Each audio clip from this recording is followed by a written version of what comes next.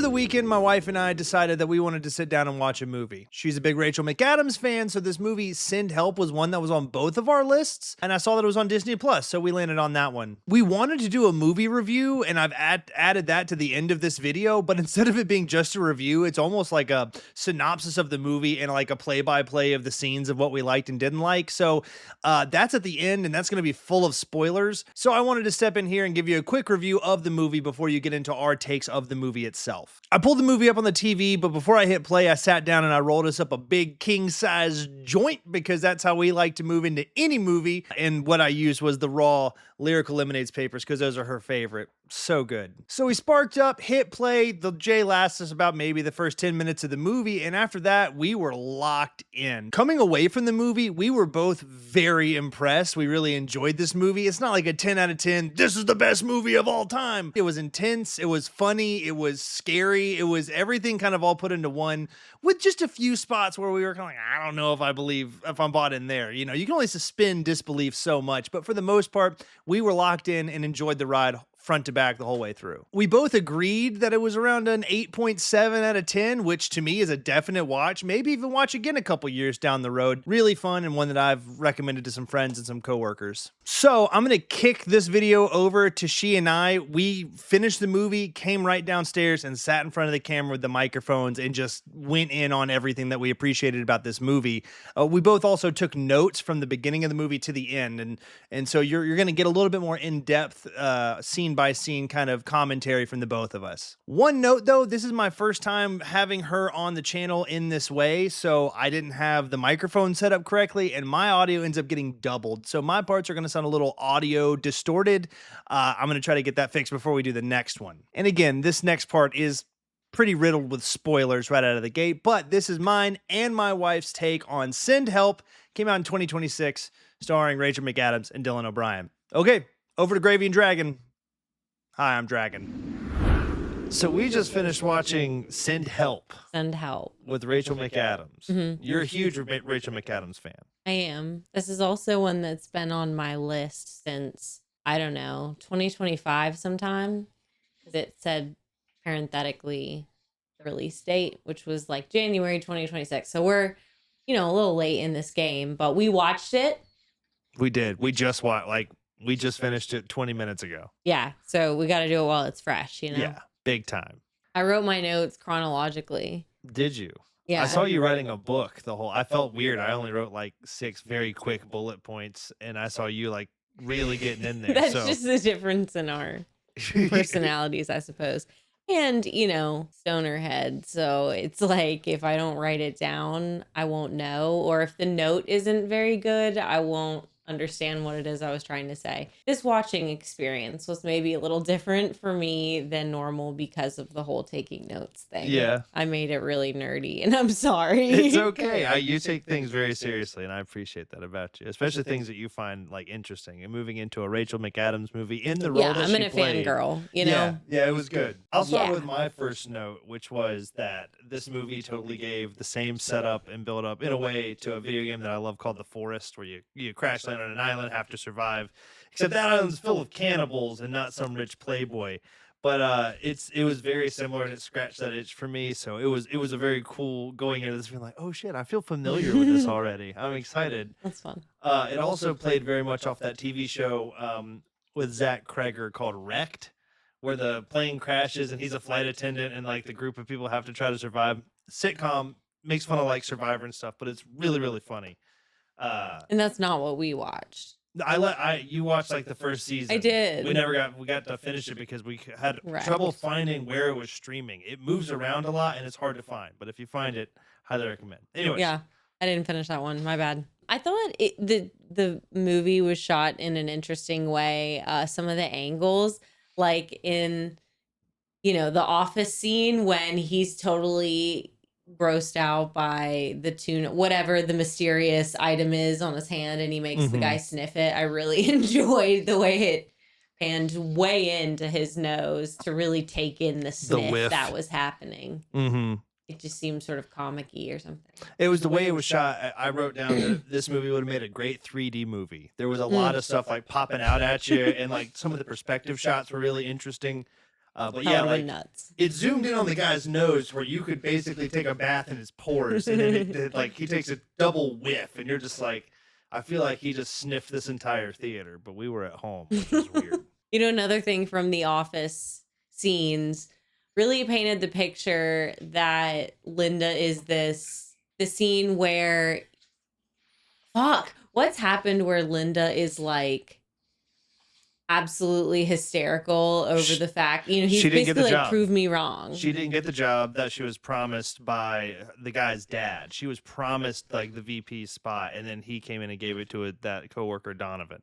Yeah. This is beginning of the movie, so I would say spoiler alert, but this is like very beginning of the movie. I think the office scene where Linda meets Zuri for the first time, the fiance, and she goes I think she says something like "Happy fiance," Yeah, because she just is so. I think it does a good job of kind of painting this character of how awkward socially she is, and how that's just the first thing that came out, and her face at the end of that whole encounter was so like, this is a woman that's on the brink, you know, she's on the precipice of crashing out potentially. Yeah, she was the complete opposite of Regina George. Like, you know, as far opposite as you could be, that was her character in this. And it was really cool for me seeing Rachel McAdams not play like a beauty queen. This is her being very grounded and being it's very similar to, I never saw the movie, but you watched it with Amy Adams, the one where she's like a werewolf, and like she's very much just like a raw,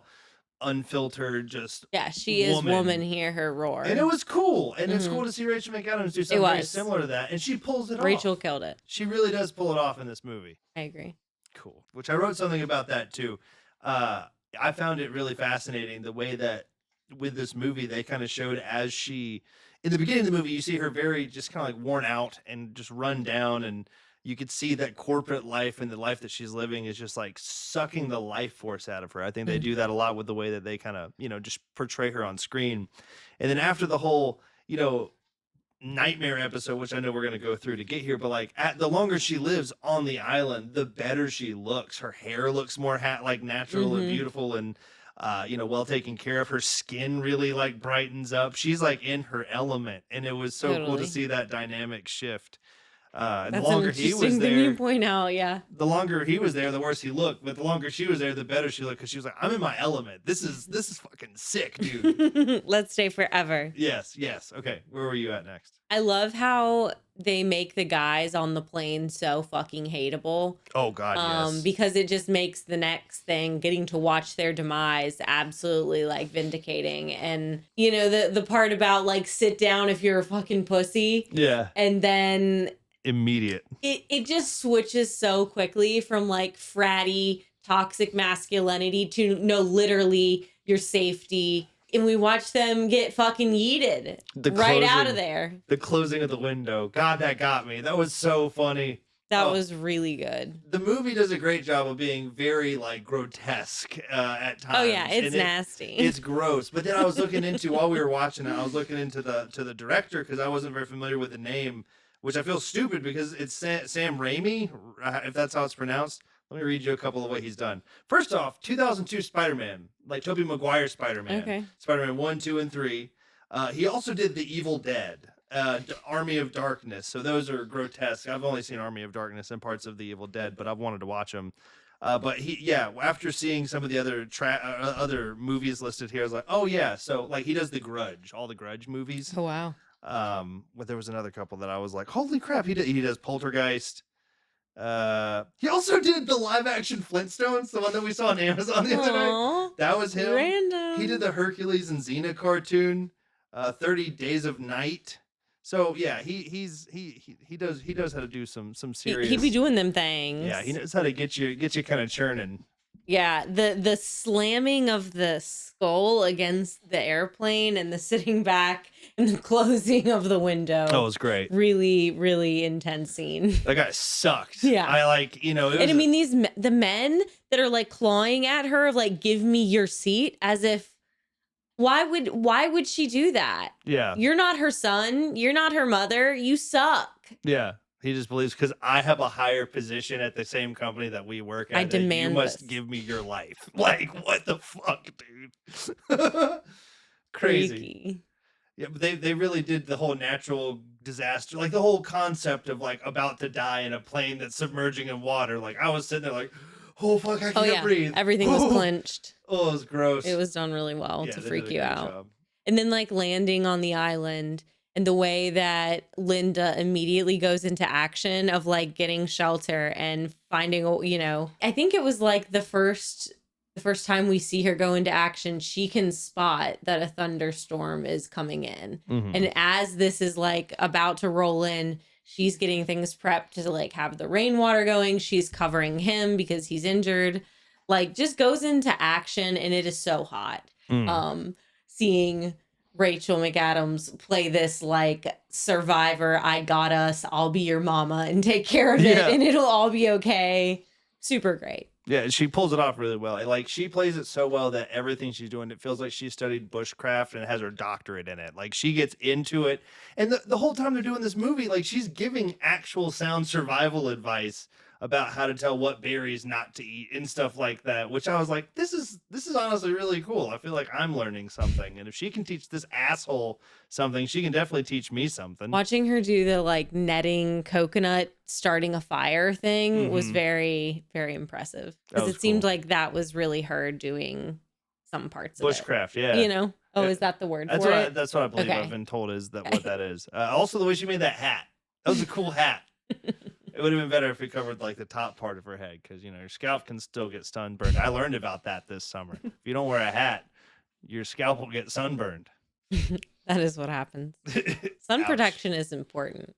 Yeah. So then I thought it was super like amazing to watch her nurture this person who was so awful to her in such a rapid onset. Like that was an afternoon at work and then boom, they're on this plane together and the shit goes down. Yeah. But I mean, she nurtures him and like is feeding him water. She even wipes his mouth off when he's got water run off and like feeds him. It was pretty moving to see her be that kind to him. Yeah. Yeah.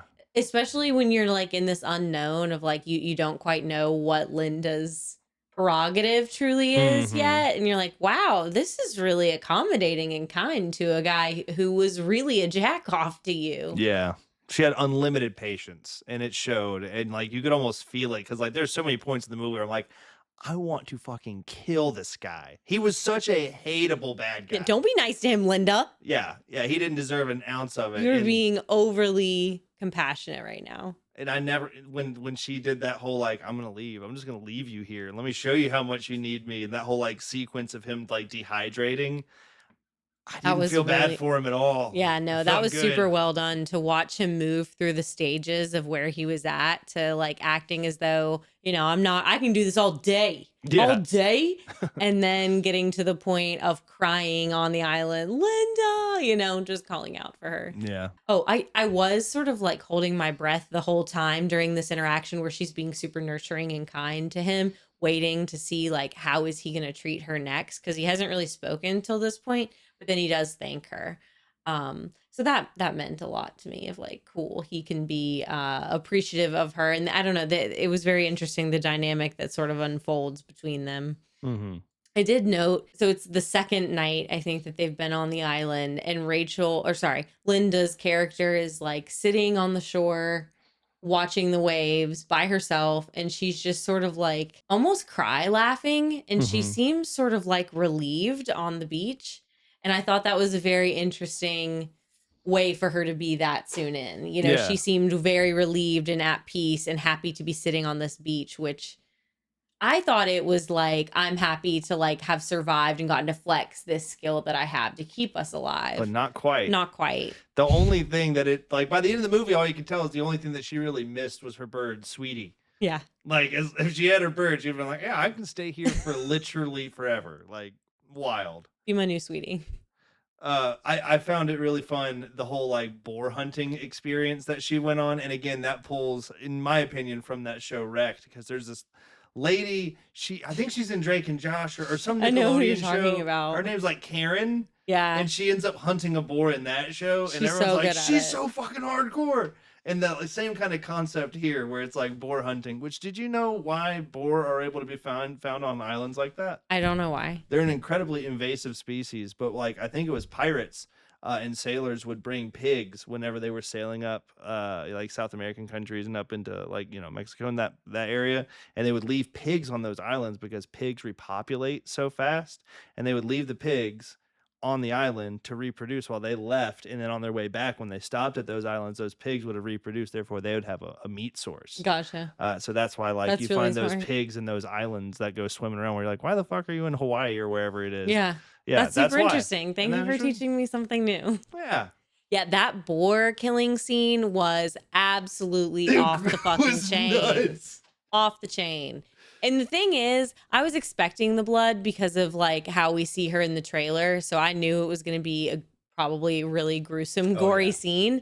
But the like icing on the cake for me was when the boar starts then letting out this lime green mucus. Like, what the fuck? Yeah. We've tipped over the line, boys. Gross. We did too much. It was super gross. The movie did a good job of like every time it would like give you one of those like blood gushing, snot filled pus ick scenes. It would follow it up and wash it down with something very funny. Because like after she kills the boar, she comes back. She's like, "Have you ever been hunting?" I think I like it. I like it. She's just drenched in blood. Oh, that was great. With her, dripping bloody face. Or the throwing up all over his face multiple Oh times. my And then the next scene, God. just him there blubbering. Yeah, he's never that's a type of disgust you never walk away from. Which he did a really good job of like playing this like super aggressive asshole douchebag into this blubbering little baby back and forth really well throughout the movie, because you're like, I fucking hate this guy, and it's never like, oh, I feel bad for him now. It's always like, yeah, look at you, pathetic piece of shit. Look at what you worm. And then, you know, when the boar stuff was over, the two of them are sitting over campfire just like laughing hysterically. And it was very serotonin inducing for me to see them doing that, because it seems like relief and also hysteria and full warm pig belly. Yeah, the movie builds so much tension throughout it that moment of like good feeling, it feels like a reprieve not only for the actors but also for the audience, because even you and I both started laughing just because of them laughing, because it felt authentic and true, so you could buy into it really well. I thought it was a super beautiful moment when Linda goes off and finds the waterfall, and she looks at her reflection in the water and just starts like dancing and embodying herself and is totally in her element. Yeah, that was a really cool moment of like self-acceptance, and like you can see it, no words are necessary, and you're just like, you feel proud of her. You feel good for her. Yeah, it was cool. And truly, it's that thing you talked about of her becoming so much more beautiful on the island. In that scene especially. Yeah, that's like the she just looks so graceful and happy. Yeah, she was like a Maybelline ad on an island after living there for a month. Like, it's crazy. She seems to be unlocking a new sense of freedom on the island. That was like a freedom dance that I feel like she was doing. Yeah. In the water. I don't need to clock into work. I don't need to crunch numbers. I've been studying for this because I wanted to be on Survivor. And now all of that, it's like when I spent so much time playing video games as a kid, and then I found out, oh wait, I can apply this to something. I can start streaming or doing YouTube. Exactly. It's like all of this useless knowledge finally gets put to a purpose. You're living your dream. And that's exactly what she got. Like, wait, these years of practice are finally applicable. This is my moment. When they get to the point where they've been there for like 2 weeks, you know, he's basically pushing back of like, you're not doing this right. You know, we really need to be doing what we can to get the fuck up out of here. So then they get in this fight and he fires her and then he leaves the camp. That bug chomping where like he's in his own camp. He obviously is insufficient and cannot get his own food. So he chooses to eat that bug. Wildly graphic. Oh God. Right? Gross. The guts that came out. Can you imagine the 3D of those guts coming out at you. Yeah, it would be a Gross. perfect 3D movie. I wonder if it like released 3D when it first came out. I wouldn't be surprised. Maybe not. And he releases this terrible, like, guttural scream after he eats it and tries to chew it up. It was around that same scene he realizes that she has a knife, like a good knife. And at first my thought was like, oh yeah, that could have been on board the plane. It was a private jet. There could have been a private chef. But I was like, but knives don't float, you know? Why would that wash up on the beach? That's heavy. Yeah. So I'm glad they circled back around and made sure that one made sense. Like when they got that point in the story, I was like, oh, thank God. Well, I'll put a pin in that that would've because they bothered me. washed up something else that was like definitely making you suspend disbelief, I think. Oh, but really? I'm excited to hear about that. okay, cool. So then the bug thing is no good, and he, his tummy's got him literally hobbling back, because his leg is still super fucked at this point. And I really liked their discourse over the sushi platter that she had arranged. I think, I think that was an interesting power shift, power dynamic. Yeah. You're at the boss's table now. Yeah. And she almost like calls it her office, She have a seat does. in my office. I also love that her name is Linda because my guardian angel's name is Linda. What up, Linda? So that's cool. What other notes do you have? I've only got one, and it's after he eats the octopus venom. So Okay. You just go until we get there. I do think it was kind of a crazy transition. The like, you're feeling better. Let's get you walking more. Come and go on this super long hike with me. I mean, they show the island and the way it pans. I'm like, this ain't quite clocking. I think this walk would take much further. But yeah, let's go. And then the literally bringing him to the side of the mountain, I thought was very sus. And Danny Elfman is over there on the tracks, making it super suspenseful and just very, pretty wild. Oh yeah. Danny Elfman added a layer of whimsy too that he typically does when he does his like orchestral work or scores for movies, but he has this like Danny Elfman flair that I think that's what translated the movie from just like a psychological thriller to like a dark horror comedy. It really helped kind of give sets it a tone. He does, and it made that part a little bit like it made the funnier parts even funnier in my opinion. I love the like want to get drunk, and then they have this sort of bonding over the campfire, getting into their personal lives, him about his parents' mistreatment of him and her with her ex. Super sus. Later in the movie it becomes like, are you sure that's what I mean? Even the facts as they are pretty incriminating now. Oh yeah, big time. I'm really glad because at that moment too, there were a couple different moments where I thought in the movie it was going to lead to them having sex, and I'm really glad that never happened. Yeah, that would a lot have of times sucked. it's a typical kind of movie trope where they want, oh yeah, well then let's make them fuck because that's what the audience wants. Not in this one, and I'm so glad they steered clear of that. Like that, it made they focused on the root of the movie rather than. Yeah, that would have been bad. Yeah, let's make them even more romantically involved. I think there wasn't much of the romanticness between them. Like there was times where you would feel like there was some feelings that were starting to like kindle. But you realize that it's like really on Linda's side because she's living in this sort of fantasy world, altered reality. Yeah. It really does. Again, I feel like a lot of movies nowadays are really trying to encapsulate that toxic relationship kind of dynamic, and this one has a little bit of a different flair because if you look at The Notebook with Rachel McAdams, way more toxic in the romantical sense of the movie, but then in this one there is a toxic relationship but it's far more like dependent and provider type of dynamic rather than like husband, wife, boyfriend, girlfriend type deal. That was really cool.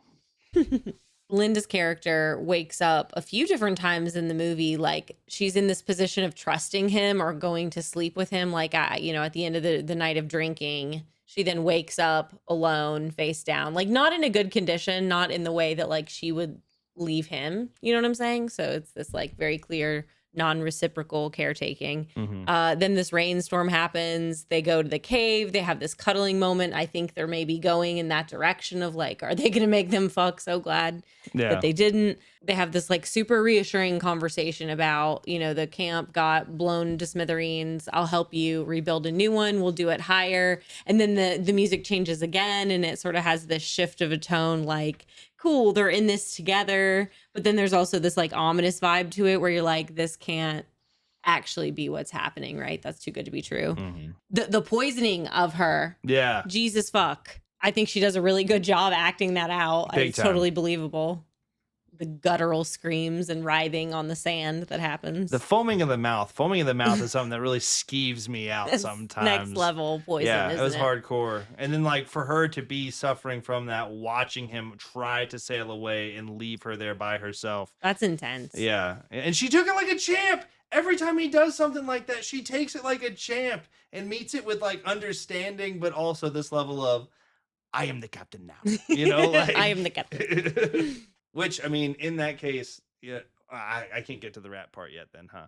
No, yeah, that's like right where I'm at. I think that she is somewhat done with him after this, or like a new kind of layer of distrust has happened. Oh, yeah. Where, you know, I really feel like the throwing up on him while actively giving him CPR was like, I don't fucking care. I'm going to do this. And also I'm not going to be considerate because fuck you. You just poisoned me. Yeah. Here it is back at you, brother. Yeah, you have to pay for it now. Yeah. And so then I think the next thing that we're moving into is her threatening. Man, it was intense. Not to be weird, but as a guy watching that and like seeing him cry actively and the squelching and the way that she pulled it off and like the paralysis of not being able to look down and see what's happening and not feel it, but hear it and know that's happening.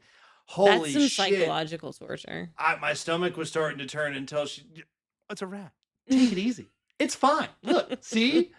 Next time it won't be a rat. God, wow, that was so fucking hardcore though. Yeah. Oh man, it was intense. That took the whole thing up several levels. Yeah, it did. The rescue, I just think the writing got a little weird when the rescuers showed up to the island.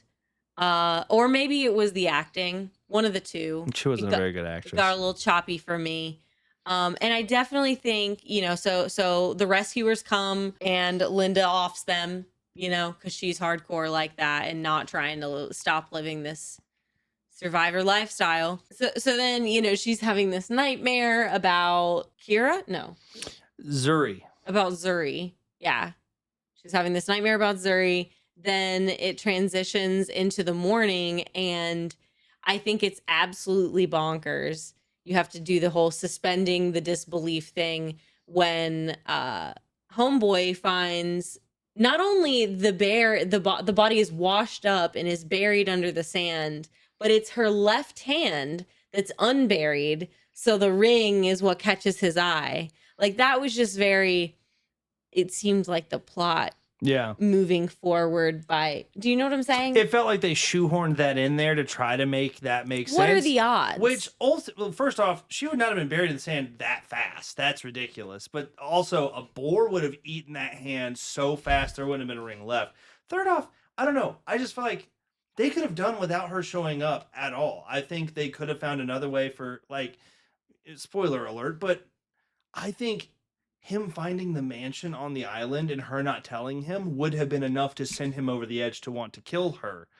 It didn't need to be the fiance coming to the island and Rachel McAdams having to murder them. It could have been just as well. And honestly, I probably would have preferred it had they not showed up, because that was a moment where I had to turn against kind of like, I really liked Rachel McAdams' character the entire movie until that point. And it could have still happened the same way at the mansion. She could have been like, you're staying on this island with me forever. Like something different that would have been, I think, more palatable and would have made more sense to the end of the movie to me.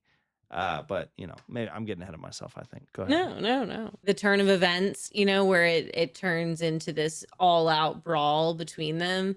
You know, the scene where he pulls part of her scalp off. God, that sucked. So gnarly. Oh, rough. Very gnarly. And the thumb in the eye. Her biting of his body parts and then spitting them out and like letting the whole tongue with the blood just thing. Getting lost in the sauce. Fucking metal, man. It was so hardcore. Even in the opening scene, like where the plane's going down and the dude's like hitting the dude in the face and his teeth are flying out. Yeah. And he's still biting onto his leg anyways. Yeah. Nuts. Yeah, pretty crazy. Like he really the eyeball scene with the thumb in the eye. I had to look away for that. I hate that stuff so much. And then so the reveal when there's this full ass residence man on the side of the island with the X statue, I totally believed her. You Yeah. know, why wouldn't we? So that reveal I did not see coming. That was an huge plot twist. yeah, I liked that. I did too. You're right, though. They could have just done that. I don't think they needed to do the girlfriend and the navigator man. It didn't need to happen.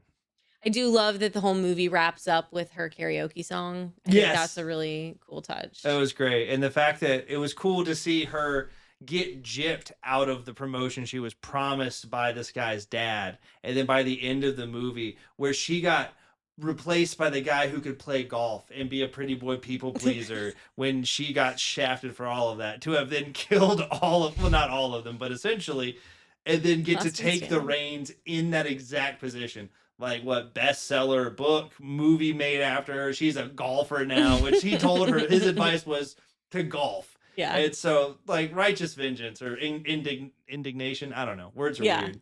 It was awesome. It was a good movie. So what'd you think? I'm glad we watched. I would rate it like an 8.7. 8.7 out of 10. Yeah. I like that. I think I was going to say like an 8.5. So 8.7 sounds good. Well, we're giving it an 8.7. Let's go.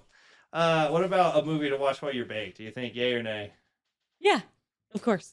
Right? Yeah. Every movie. Every movie's better. But sometimes the suspenseful ones can get a little too much when you're lit. No, this was good. Yeah. Yeah. It was a fun ride. Mm-hmm. Felt like a roller coaster. Yeah.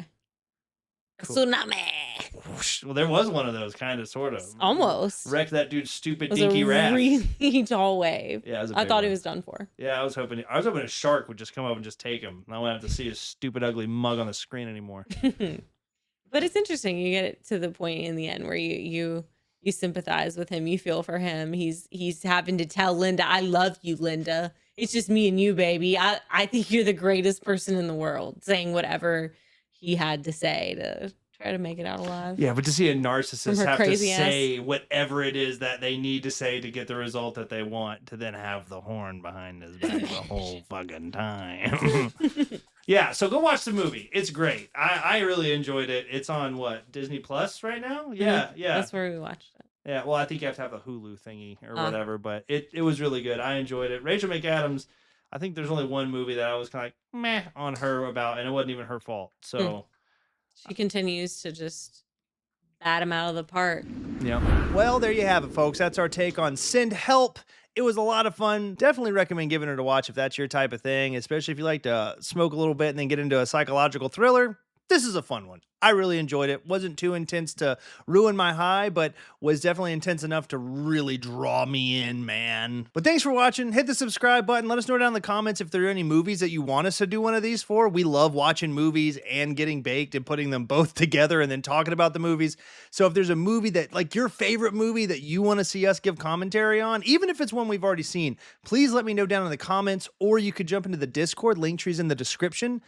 Best way to get in contact with me, and we'll start a list or a queue of movies that we need to watch and do reviews and stuff for. So yeah, thanks for watching our review / synopsis of Send Help, and we look forward to seeing you guys in the next one. Dragon abides.